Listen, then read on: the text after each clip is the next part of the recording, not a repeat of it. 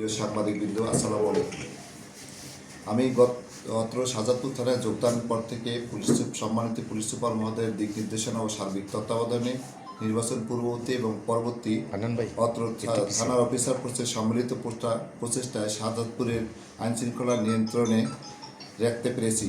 নির্বাচন পূর্ববর্তী সম্মানিত পুলিশ সুপার মহোদয় ও মাননীয় মন্ত্রী মহোদয়ের বিশেষ নির্দেশনায় মাদক, জুয়া, সন্ত্রাস, চাঁদাবাজির মতো অপরাধ দমনে আমরা জিরো টলারেন্সের ঘোষণা করেছি। এই নীতি অনুসরণের ধারাবাহিকতা অভিযান পরিচালনা করছি। এরই অংশবিশেষ গত নির্বাচন পরবর্তী সময়ে 26 মার্চ 2026 মাসে আমরা গত শাহজাদপুর থানায় 14টি মাদক মামলা দিতে সক্ষম হয়েছি, যেটার প্রতিটি আলামত উদ্ধার এবং তালিকাভুক্ত 68টি মাদক ব্যবসায়ীর মধ্যে 5 জন মাদক ব্যবসায়ীতে গ্রেপ্তারের আওতায় নিয়ে আসতে সক্ষম হয়েছে। এছাড়া জুয়া প্রতিরোধে অত্র শাহজাদপুর থানায় গত মাসে 3টি জুয়া আইনি মামলা রুজু করেছি, যেখানে 30 জনকে আসামি করে এজাহারভুক্ত করা হয়। এর মধ্যে বেশ কিছু গ্রেপ্তার এবং বাকিগুলি পলাতক রয়েছে। এছাড়া বাম গোষ্ঠীগত দাঙ্গা প্রতিরোধে দ্রুত কার্যকর ব্যবস্থা গ্রহণ এবং স্থানীয় লোকজন এবং আপনাদের সার্বিক সহযোগিতায় বিভিন্ন সময়ে হাঙ্গামা নিয়ন্ত্রণ করে আমরা সার্বিক পরিস্থিতি নিয়ন্ত্রণে রাখতে সক্ষম হয়েছি। সম্মানিত পুলিশ সুপার মহোদয় এবং মাননীয় মন্ত্রী মহোদয়ের দিক নির্দেশনায় আমরা দৃঢ়ভাবে বলতে চাই, অত্র শাহজাদপুর মাদক, চাঁদাবাজ, সন্ত্রাস, জুয়া এবং কিশোরগান মুক্ত থাকবে। কিন্তু দুঃখজনক হলেও গত 1/4/2026 তারিখ শাহজাদপুর থানা দিন রবীন্দ্র কাছারিবাজি সংলগ্ন কাপড়ের দোকান ব্যবসায়ী অতর্কিত হামলার শিকার হন। এ বিষয়ে আমরা তাৎক্ষণিক ঘটনাস্থলে উপস্থিত হয়ে তাকে সিরাজগঞ্জ সদর হাসপাতালে প্রেরণ করি এবং পরবর্তী উন্নত চিকিৎসার জন্য তাকে ঢাকায় প্রেরণ করা হয় এবং আইনগত ব্যবস্থা গ্রহণের অংশবিশেষ তাৎক্ষণিক আমরা 2 জন লোককে গ্রেপ্তার করতে সক্ষম হয়েছি এবং বাদীর এজাহার প্রাপ্তির সাপেক্ষে 20 জনকে এজাহার নামে আসামি করে 15-20 জনকে অজ্ঞাতনামা দিয়ে অত্র শাহজাদপুর থানায় মামলা রেকর্ড করা হয়েছে। 2 জনকে বিজ্ঞ আদালতে সোপর্দ করা হয়েছে। সম্মানিত পুলিশ সুপার মহোদয়ের নির্দেশনা এবং মন্ত্রী মহোদয়ের নির্বাচন ইশতেহার অনুযায়ী অত্র শাহজাদপুর থানার আপনাদের সার্বিক সহযোগিতায় সার্বিক আইনশৃঙ্খলা পরিস্থিতি নিয়ন্ত্রণে আপনাদের সহযোগিতা প্রত্যাশা করছি। আসসালামু আলাইকুম। এইটার একটা সময়ের ঘটনার পূর্বে তারা 2 ঘন্টা আগে সেই দোকানে এসে চাঁদা দাবির বিষয়ে উপস্থাপন করে কথা বলছিল, শুনতে পেরেছি, কিন্তু তাৎক্ষণিক আমাদের কাছে ইনফরমেশনটা আসেনি। কিন্তু ঘটনার পরবর্তীতে এটা আমরা ক্লিয়ার হতে পারছি যে তারা এখানে কিশোর গ্যাং এই দোকানের এই ছেলের সাথে চাঁদা দাবি নিয়ে কথাবার্তা বলছিল। একটা পর্যায়ে তাদের কোনো কথায় কর্ণপাত না করলে সেখানে একটা সংঘর্ষের পরিবেশ তৈরি হয় এবং তাকে অতর্কিত হামলা করে। খোলা নিয়ন্ত্রণে রেখে আসামিদের শনাক্ত করে গ্রেপ্তারের চেষ্টা করছি। অলরেডি অনেকেরই শনাক্ত করতে সক্ষম হয়েছি। শুধুমাত্র গ্রেপ্তার করতে পারলে আমরা দেশীয় অস্ত্রশস্ত্র উদ্ধার করব এবং বাজার রবীন্দ্র কাছারিবাড়ি আইনশৃঙ্খলা নিয়ন্ত্রণ এবং বাজারে আইনশৃঙ্খলা নিয়ন্ত্রণে আমরা আগামীকাল থেকে নিয়মিত টহল পার্টির ব্যবস্থা করব। কিন্তু আসলে তদন্তের বিষয়টা ক্লিয়ার হওয়া যায়নি।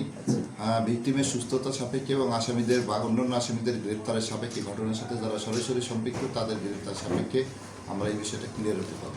আচ্ছা, আপনাদের তালিকাভুক্ত এই ঘটনার সাথে মদতদাতা এবং মদত দিয়ে সম্পৃক্ততার বিষয়ে ইন্ধন পাওয়া গেছে বলে তাদেরকে গ্রেপ্তার করতে হবে। এটা তদন্তের সাথে এই মুহূর্তে নাম প্রকাশ করতে চাচ্ছে। আচ্ছা, তার মানে কি আসামির চাইতে বয়স্ক লোক ছিল এখানে? এখানে যে 2 জন ধরা পড়ছে, আপনি বলতেছেন যে একজন চেনি বয়স 40, একজনের নাম জালাল 30।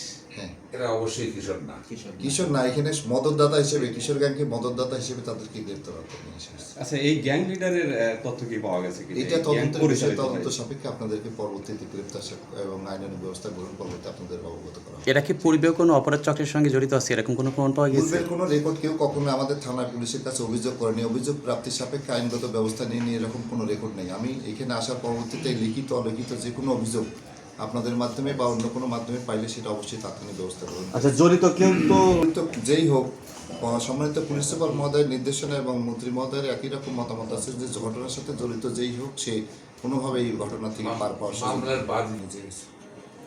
ওই যে ওনার পুরানা আপনাদের আমার তো মানিক জানি, ওনার নামটা কি?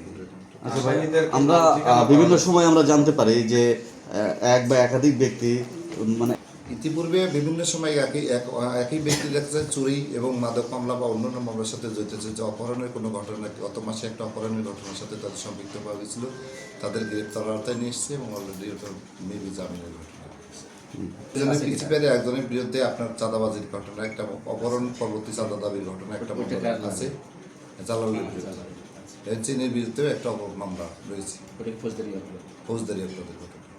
শনাক্ত বেশিরভাগকে শনাক্ত করা সম্ভব হচ্ছে, বাকিগুলি শনাক্ত করা সম্ভব হয়নি।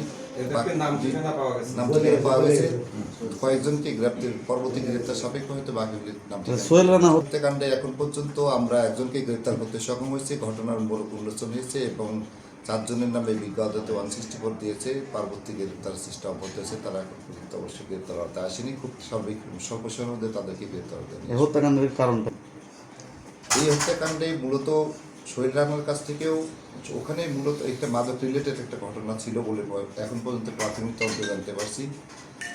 আরও সময়ের ব্যাপার আছে, সময় সাপেক্ষে আপনাদেরকে অবগত করা হবে।